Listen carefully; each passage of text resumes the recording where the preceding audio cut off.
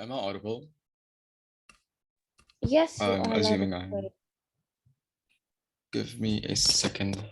I'll be going in 3, 2, 1. Panel, the entire movement of feminism was to oppose the horrendous realities of status quo, where they were meant to be, where they were meant to go against individuals who put the patriarchal structure in place, where they were meant to go into individuals who oppressed them their entire times. The moment you buy into like serving as their, buy into the pragmatic benefits of what their side proposes, that's the moment where the feminist like movement literally corrodes from the inside because they go against their entire narrative. I'll be proving why this is detrimental to their case, but a bit of setup coming from our side. So basically our burden here is to prove why morality should be prioritized over pragmatic outcomes, but even taking their own metric about pragmatic outcomes, we will still win about how their side loses out on critical mass and about political mobilization. I'll be talking about this later. So basically, what do we characterize economical benefits as? We're talking about revenue, money, but in this case, we need to understand this developing nation. So pay is anyway going to be horrible. But what we need to understand is since it's so backwards there, women are likely to get like super bad pay. And the moreover thing is they're likely going to be trading off abuse and like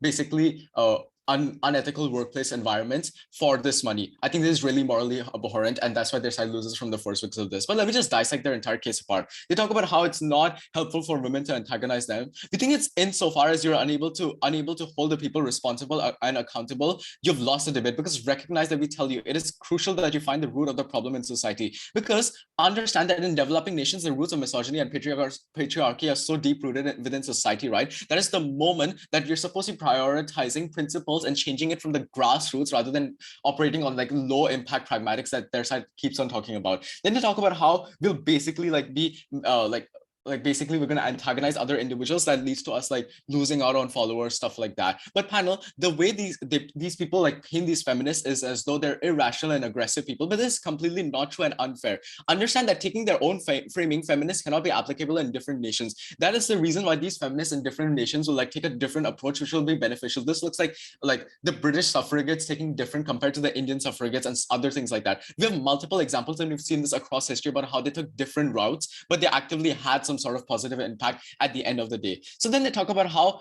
politicians are going to be incentivized to like help out women in the first place. But this is a developing nation. I really don't understand what they're going on about, because literally misogyny is like so deep rooted into the system. We can take like, but their side operates in a way like about how developing nations are like convenient to their case, because taking developing nations like India, for example, literally in parliament, these political figures appeal to the public by using misogynistic views. This led to horrible things such as husbands voting in for their wives by using their passports and saying that their vote counted and that their wives should not have like basically a call because they were like women who are like inferior in some sense. But basically, what is our argument? You basically go against the grassroots of the movement and the narrative is corroded of this movement. So why is this true and why is it like this detrimental to their case? The entire feminist movement was to attack the injustice of patriarchal systems and to overthrow oppressors who put you in these vulnerable positions. But before I move on, let's do an extensive analysis of what the grassroots of the movement were.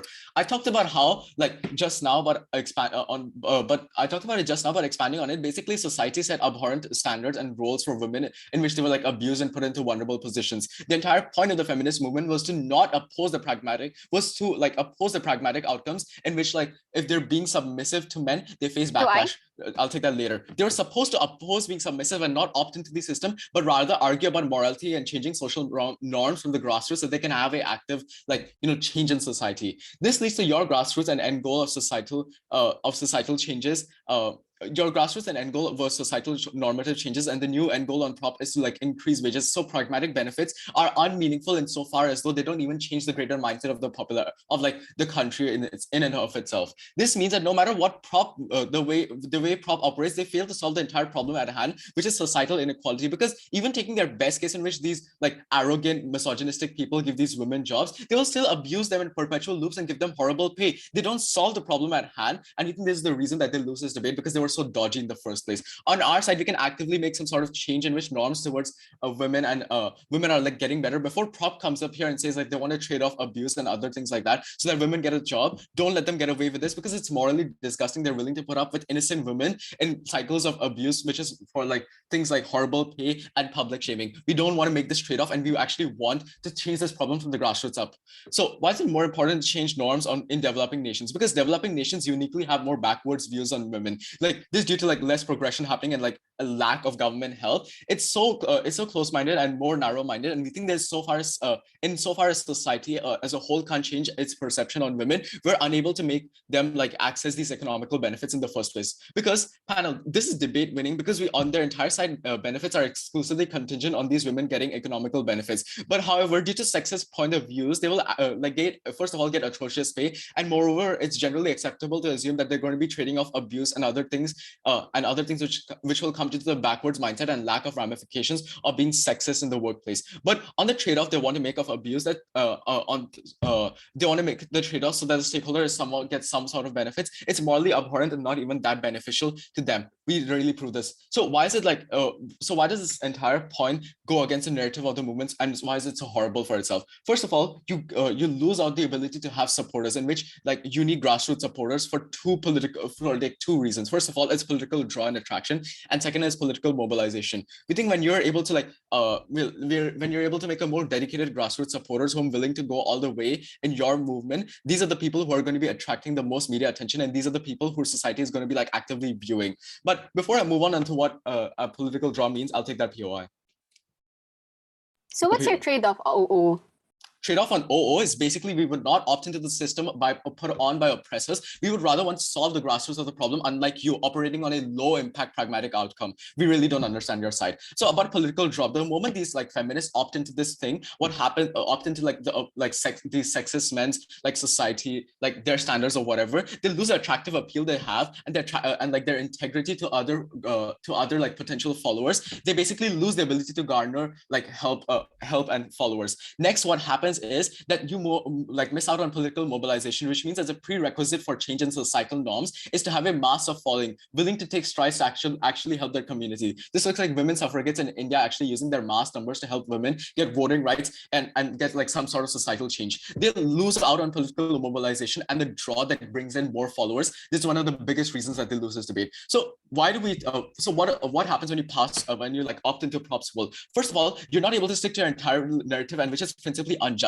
They make a disgusting trade-off, which we think is morally abhorrent. But taking props morally abhorrent and concerning sides, emphasis on pragmatics, we literally win on their own metric, because on a pragmatic outcome, their side lacks critical followers because they like go against their own narrative and like go against their integrity. And moreover, they're not able to have political mobilization, which is a prerequisite for change. Opt and basically support opening opposition, because on our side, we're able to win on their metric in which we have good pragmatic and impactful outcomes. And moreover, we're not the people opting into like the metric of our oppressors.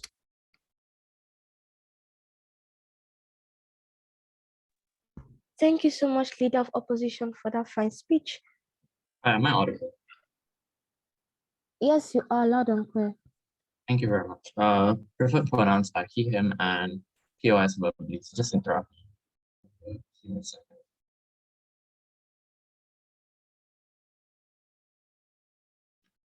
Okay, starting my speech in 3, 2, 1. For women to be finally seen as equal in the workplace, for them to get equal salaries, for them to get equal promotions, for them to be treated as equal, and for us as a society to dismantle these patriarchal normative societal barriers that exist on proposition, well, that women face in the workplace and everywhere, we think that the best way of doing this is through prioritizing the ethics of care and prioritizing morality of feminism, right? Some rebuttals to what opening government tells you. We think that OG tells you a couple of things, right? Firstly, about how the goal of the feminist movement is to get economical pay. First of all, panel, the reason this movement was formed in the first place is just basically change societal norms, right? Not just get better pay and to get like better attitude, but it was more so to like change societal norms and have more respect towards women as a whole. They call us out for having no interest in the movement. However, LO talks so much to you about how their side loses out on political mobilization and draw, which is much more better and it's more unmeaningful. And it's unmeaningful if proposition can't prove that they mobilize enough supporters and they can't actually pass these legislations insofar as that there's no mobilization whatsoever, right? They can't prove to you that women will actually receive this, because identify how their sides make this pay sounds like they get a roof over their house in a suffering economy of a country like a developing nation which oppresses you, right? They can't prove to you like a country like India one day is going to go from like a developing third world country and is all of a sudden going to pass legislation to get women higher pay, and all of a sudden all women are going to be living in condominiums with like roofs over their head and are going to be able to feed their entire family, even with this like extremely patriarchal and misogynistic narrative still existing within that very society. Second thing they tell you about how women are going to be buying these sexist things on their side, right? And that's what's happening in status quo. Thank you for agreeing with us, right? Because the reason why this is happening is because sexism and internalized misogyny was never actually dealt with on your side of the case, right? Because the grassroots of this exists within these nations as a whole, right? It exists within these women as a whole. Because it's important that you actually change these norms, because insofar as women, even women, more conservative women are believing that, hey, women are unequal to men. Women shouldn't be president. Women shouldn't be lawmakers. Shouldn't be getting higher paying jobs. We think it's unmeaningful for you to actually bring any legislative change, insofar as all these women are against this as a whole, right? Third thing they tell you about how women are going to be put in positions of abuse. I'll take that later.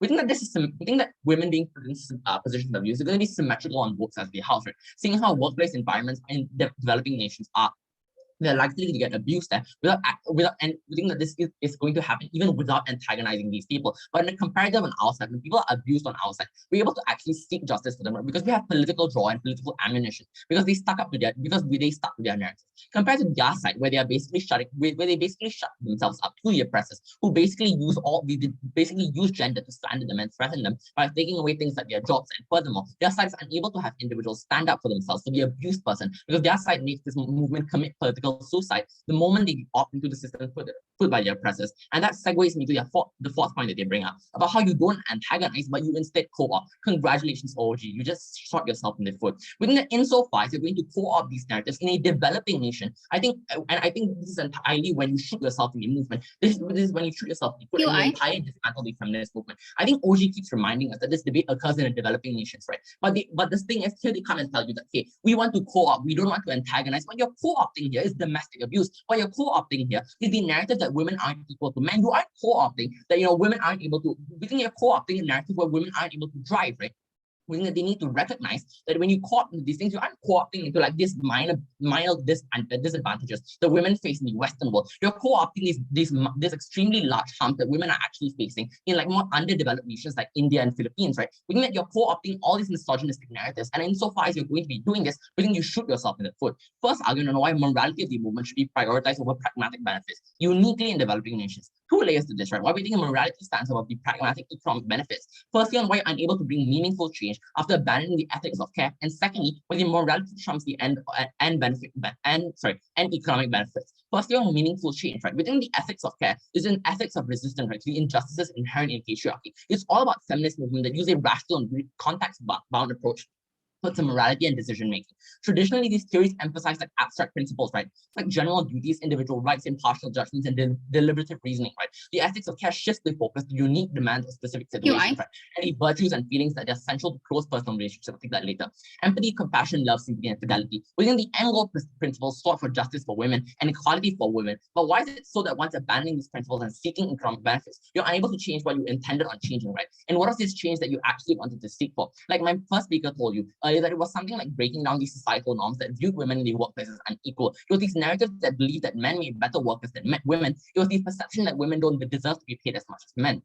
We think that insofar as all these narratives and views are able to still foster within developing nations and are able to foster even more aggressively within our society and on OG's world, we think that they are going to be able to breed and exist within these echo chambers. And you're never actually going to be able to see any large-scale meaningful change. And here's why developing nations factor into this debate, right? Because I think the important characterization that OG misses out on is the nature of the perception. Even though they keep bringing this up so much, we think that it's fair to say with these developing nations, the views of women aren't necessarily that progressive, right? Because these nations are nations that still adapt like to post-colonial laws. As a society, the progression for women's rights has been comparatively slow. But I think it's important that we draw a distinction within these nations and more developed nations like the US, European nations, right, where there were literal waves of feminism that existed and came out of there. But we tell you that these developing nations don't have these waves, right? And why is it unlikely?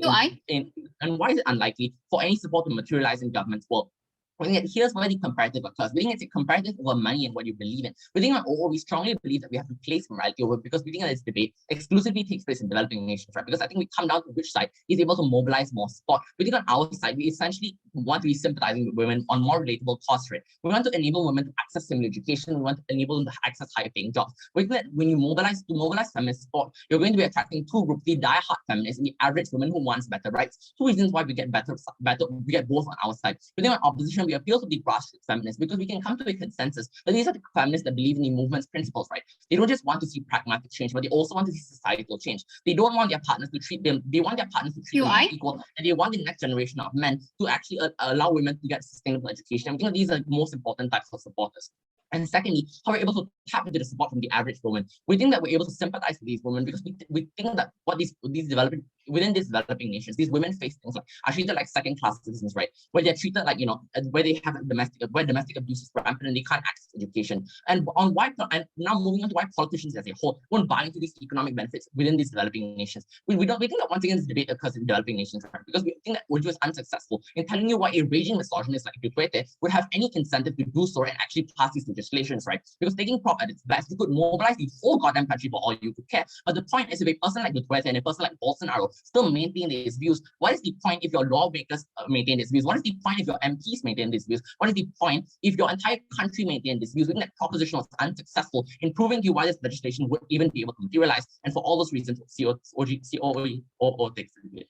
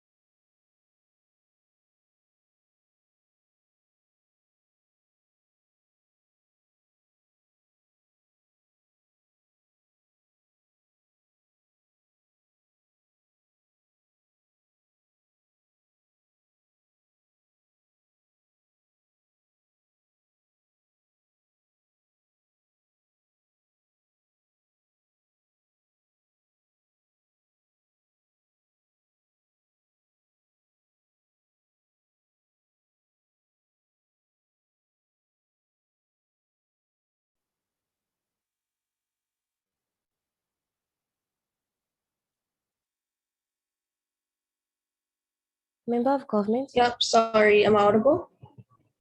Yes, loud and clear. Please go on. Yep, okay.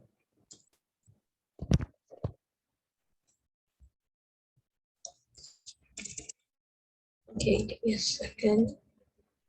Okay. Starting my speech in 3, 2.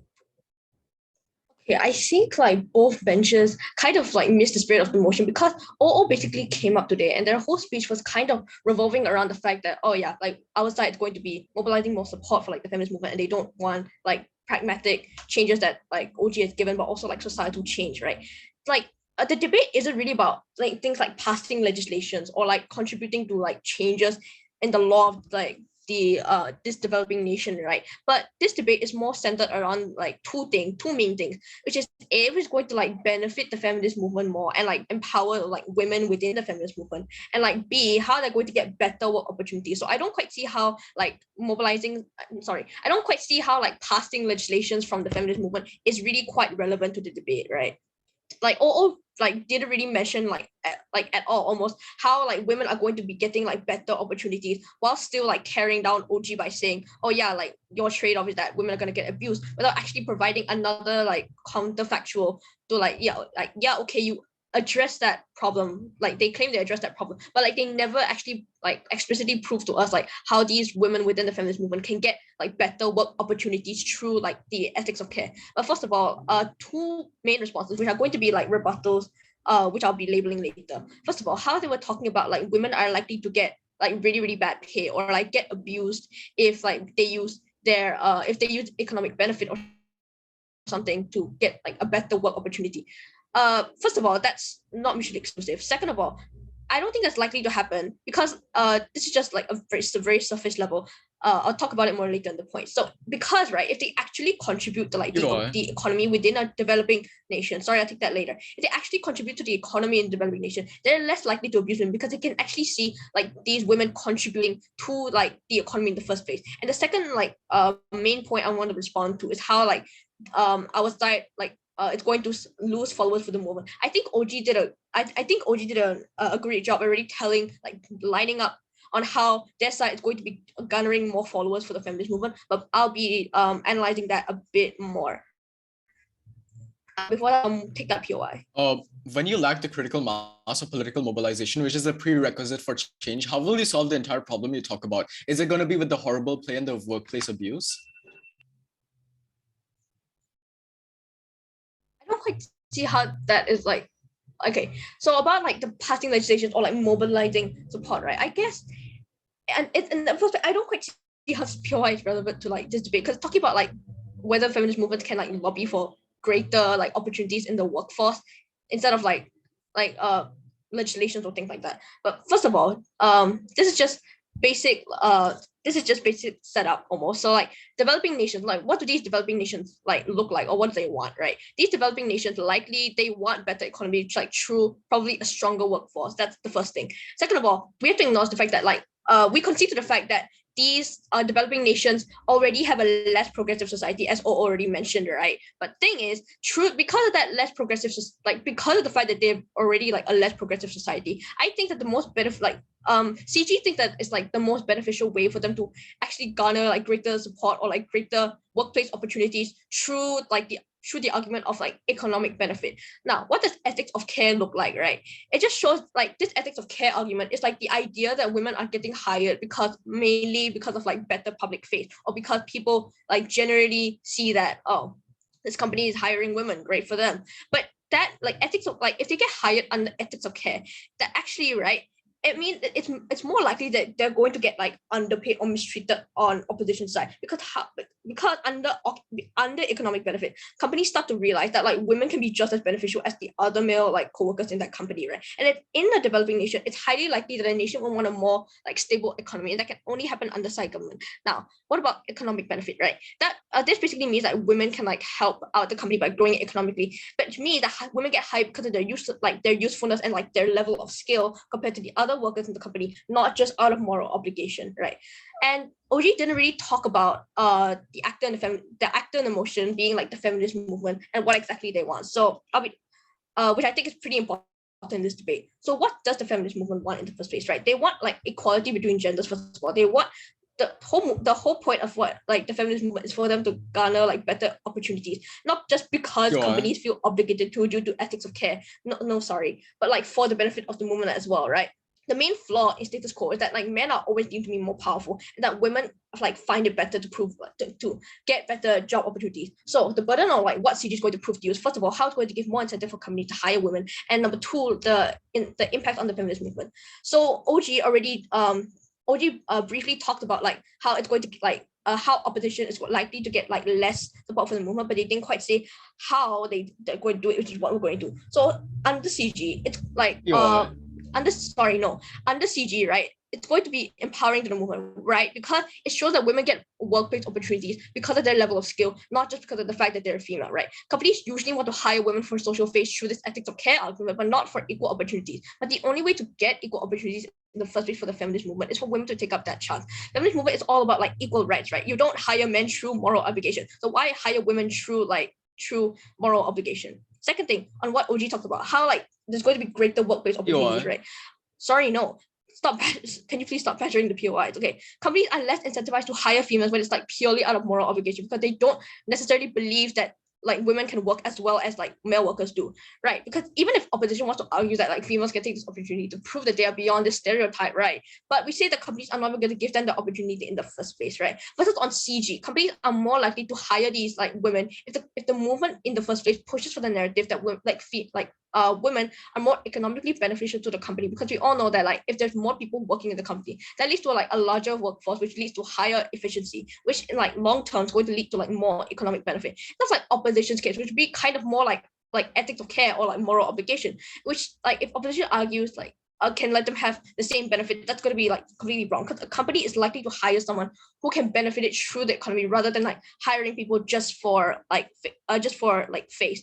Lastly, financial security for women. OG mentioned there's going to be like money and leverage for women like under our side, right? And it's, as they mentioned, it's difficult to antagonize men, but like when women get the money and leverage, they will now have like better financial security than they do in status quo. The lack of financial security is like an ammunition that many men use to oppress women in the first place, right? Here on CG, we say that like once you have the financial security, we don't want to antagonize men, but rather show that we can just be as powerful or just be as equal and can get like similar standings and similar rights as them. And with that, so proud to propose.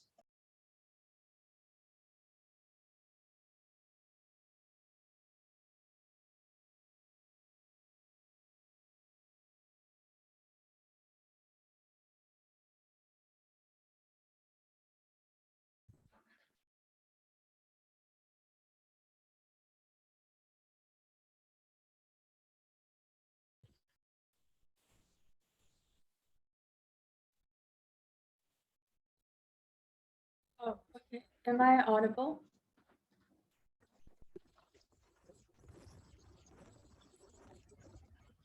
Assuming I'm audible, I'd like to take POIs in the chat, please. Okay, I'll start my speech in 3, 2, 1.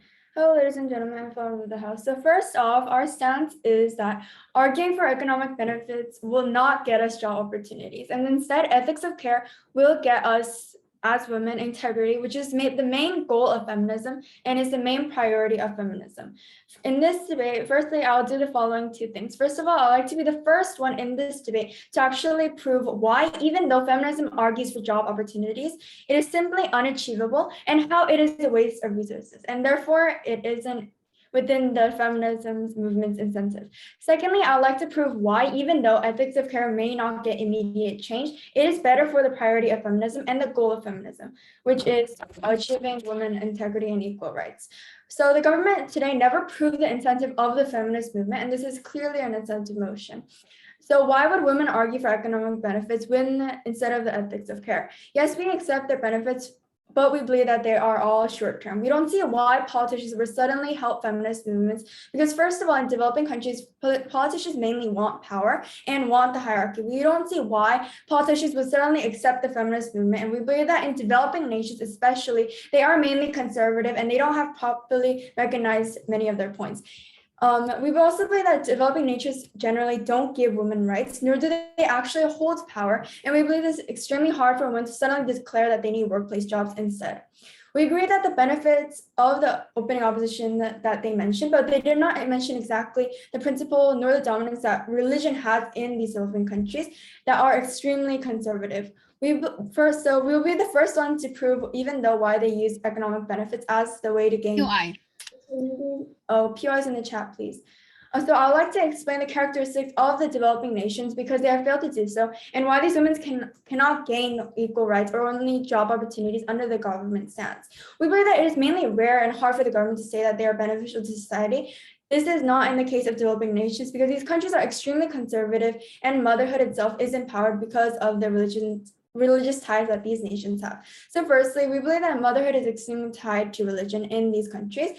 Let's take an example. We believe that in this case, Khadija, she was empowered as a woman or as a mother, meaning that she had power to do so, but simply claiming that, for example, economic benefits or lobbying for workplace opportunities, it's hard to achieve this because they have never mechanized this point. We want to ask, how is economic benefits suddenly going to become accepted in these areas? Even if we look closely at motherhood itself, it empowers women, but we don't think that there's a chance that women can suddenly claim economic benefits, especially because of all these norms and we believe that this stops the feminist movement currently. We also believe that there is something that is something that allows the feminist movement to create bigger change and movement and to be treated as equal to use morality and integrity of women as well. We believe that the incentive of the feminist movement is to actively use their resources as well as possible. And we also believe that therefore they will not take the stance to use many resources as possible. Rather than economic benefits, ethics of care is a way better alternative for the incentive of the feminist movement, as it allows for the feminist movement as a whole and what they want to be able to achieve. So for example, equal rights and integrity for women. We also believe that the government does not understand what the feminist movement stands for and what does fighting for economics do. We believe that what really feminists stand for is not economics. And we believe that no, this economics is not enough and it won't do anything. We believe that you're simply ignoring all the problems in society that are happening. And we believe that it's simplifying it into this ideology that, oh, they just need money, oh, they need jobs. And we believe that no, it's not the end. And we believe it is simply wasting resources that can be used somewhere else. We believe that we believe that there's a need to match the feminist movement and fight for arguments that actually relate to this. We believe that further ethics of care achieves integrity for women, and we believe that this is the main idea of the ethics of care and focuses on how women and how is it morally correct than just simply fighting for rights economically. We're saying that if we continuously go for economics benefits and push for change to do so, we believe that women cannot achieve a complete moral understanding of what feminists actually stand for, which undermines the whole feminist movement. We also understand that economic benefits can be effective in the short term, but we believe that no, this is unlikely as the closing opposition. We also want to send a social message that can actually push change and encourage the feminist movement to do so. We believe that we do not further want to simplify it, and since objectives benefits can only get us so far. We believe that feminist stands for mainly equal rights and not just for economics. We believe that to achieve the full capacity of what this feminist movement can achieve, especially in these developing countries where these women actually need rights, but they aren't provided so far. We believe that it is very important for these women to take a stance that will actually them, not then only search to these areas where these women aren't getting enough opportunities. We believe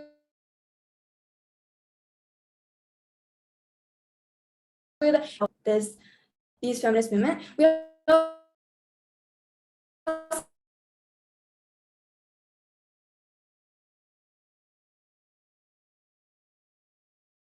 that I think to use ethics of care to push their movement, since if mainly fits with their whole ideology. Secondly, the ethics of care provides reasons and arguments that the feminists, they also provide a further message to society. Thirdly, we are looking at long-term movements instead. We believe that as the closing opposition, we want to help this movement expand currently in these areas where it's very hard to do so. And since we provided further mechanisms and incentives to benefit each stakeholder as a closing opposition, I'm extremely proud to propose.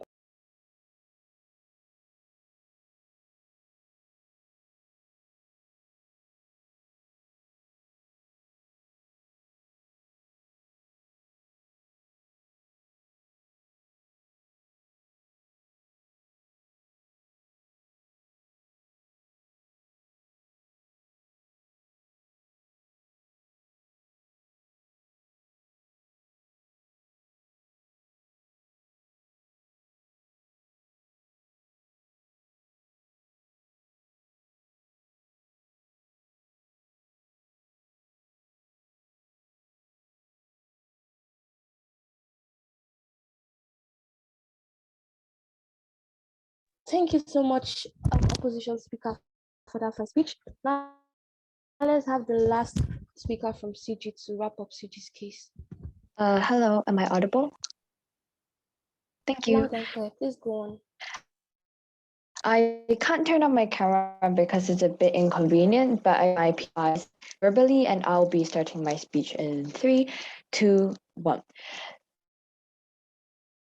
There's a saying that for why this is such a common saying. Today I'll be going through some clashes with buttress extensions and finding the best case, worst case scenario of this entire debate. Let's look at the main clashes. I can identify them from this debate.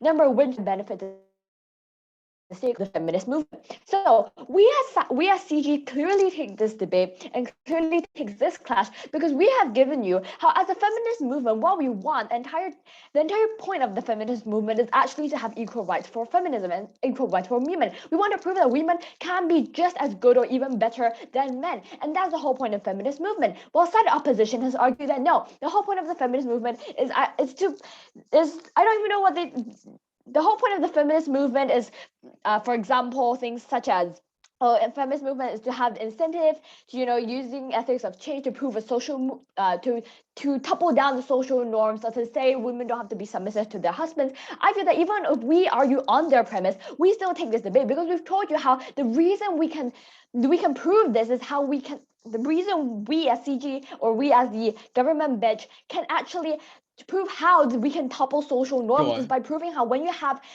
no, I'll take that later. When you actually prove that women can actually have financial security, women can have their own money, women are capable of working. This proves that how in the social norm, this proves the fact that the common fact or the common belief that women are inferior to men, and that's how we empower the movement by telling women, because women who have internalized misogyny can feel that actually women can be empowered as well, and this is what will push them to actually follow the movement by saying that they have an equal chance of fighting, rather than keep saying that because you address the roots of the social norm by saying we use that moral obligation to get into companies, which obviously is just going to make people feel that even more that you have to use this pathetic, quote unquote pathetic way to get into companies. The second clash, I'll take that later. The second clash I can identify from this is the fact that which side is obviously going to help, but which side is better going to get these opportunities for the women. I think it's something that most teams in this debate did not actually talk about, how by actually using these incentives or using these methods you can get better opportunities for women. What side OO has given us said that you get abused, and that's what they talked about. I think that difference between what is giving you and what OG is giving you is that we say that the reason why we can get better opportunities, incentives to actually hire these women due to economic benefits. And economic benefits we've mentioned is how when you have a larger workforce and you have these, you can tell from the commissions, you can tell from how the efficiency from these women, you can tell women can actually work better. And before I continue, I'll take that POI. Are you willing to trade off things such as sexual abuse and domestic violence for the meager and unfair pay towards these women? Is this really the killer deal that your science paints as the best thing to happen to these women? Okay. Thank you for your POI. I was going to address that later in one of my rebuttals, which I will talk about right now. So your point about sexual abuse, or saying that this is a trade-off for get sexual abuse, even though my Karen's already mentioned before, the whole point is why this is less likely to happen on our side is when women get into the workforce, this actually gives them more opportunities to get this money, they get financial security. And since financial security is an ammunition that many men use against women by saying women cannot get money, women have to be submissive to husbands because they cannot work, especially when they climb up the social ladder and they're actually being like the CEO of the company. How they're gonna get much more power, and they're actually like voting block, and then one's making laws. Let's look at some other. So what side opposition has given us is that, okay, sexism wasn't there on our case. They said that we are not actually dealing with the root of the problem, which is sexism. We did not due to the root of the problem, that is misogyny. However, we tell you the root of the problem can only be dealt with the main fact that, such as OG has told you, in these developing countries, there's so many different aspects such as culture or religion.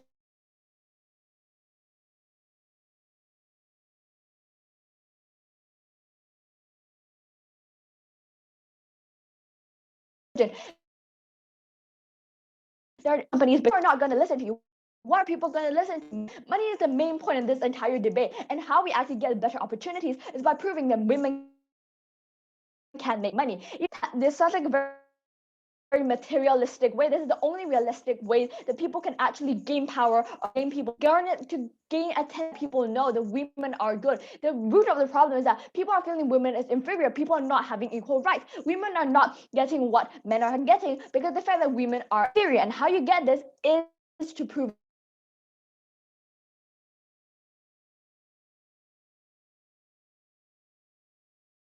that women can. The fact that women can actually give you economic benefit. This is what incentivizes companies. isn't a which side model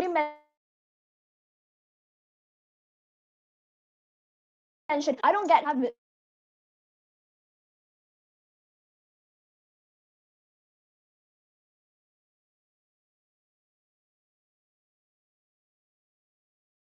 internalized misogyny, societal change by proving that we get power, and this is what women want.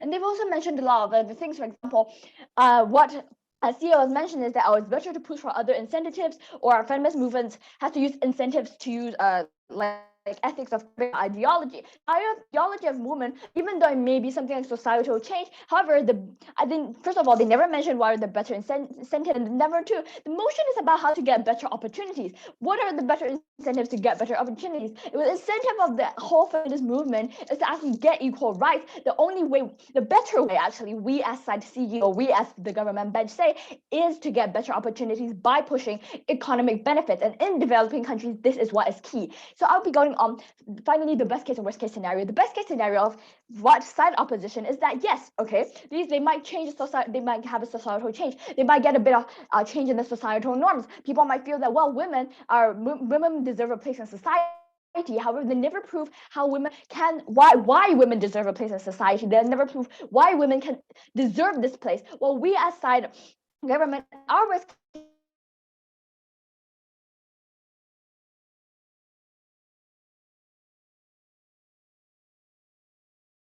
there might be an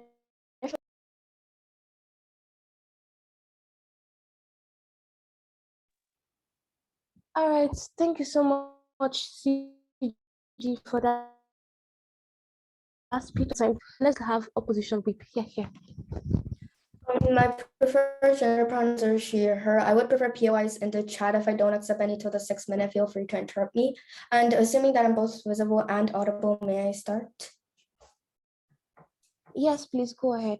Okay, so my speech will start in 3, 2, 1. Speaker, it was pretty evident that the closing opposition takes today's debate when nobody in this debate wants to connect, and why feminism as a whole has an incentive against mother or for a woman to actually get job opportunities when women in developing nations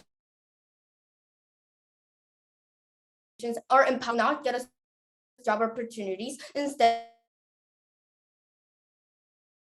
ethics is the main priority of the feminism. And in this debate, I will do the following 4 things. First of all, I will explain why opening government is out of the debate. Second, why closing government is out of the debate. And third, why we did a better job than opening opposition. And fourth, we would like to compare the best scenario of the general government versus the worst scenario of the closing opposition and clearly prove to you why we won this debate. Okay, first of all, opening government. Okay, so the opening government's case was this, that they would get more supportive allies, and if they get job opportunities, it would simply lead to policy changes, and they would be able to